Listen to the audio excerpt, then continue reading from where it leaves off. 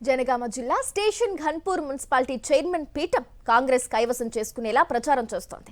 MLA Kadiyam Srihari, MP Kavya సుడిగాలి పర్యటన చేస్తూ గడప గడపకు వెళ్లి ప్రచారం చేస్తున్నారు.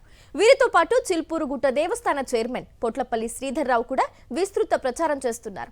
మొత్తం 18 వార్డులకు 18 వార్డులు కాంగ్రెస్ కైవసం చేసుకుంటుందని ఆ పార్టీ అభ్యర్థులు, నేతలు ధీమా వ్యక్తం చేస్తున్నారు. అధికారంలో ఉన్న కాంగ్రెస్ పార్టీతోనే మున్సిపాలిటీ అభివృద్ధి సాధ్యమవుతుందని ప్రజల్లోకి వెళుతున్నారు. ప్రజలలో చాలా భారీ స్పందన ఉంది.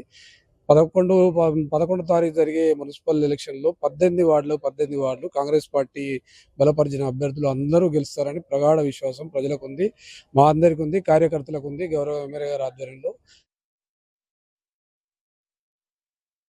18 వార్డుల డ్రైనేజ్ అండ్ సిసి రోడ్లు, కాలువలు ఇవన్నీ రిపేర్ చేపిస్తానని ఇండ్లు లేని వారికి ఇండ్లు, ఒక డివిజన్ కి 50 ఇండ్లు తెప్పించుకుంటా సార్ తోటి.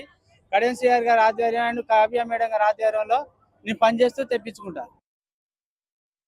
16వ వార్డుకు ప్రతి ఒక్క సంక్షేమ పథకాలు అందేలా నేను మన ఎంపీ సహకారంతో, కడియం కావ్య సహకారంతో, కడియం శ్రీహరి సహకారంతో వార్డును అభివృద్ధి చేస్తానని నేను హామీ ఇస్తున్నాను.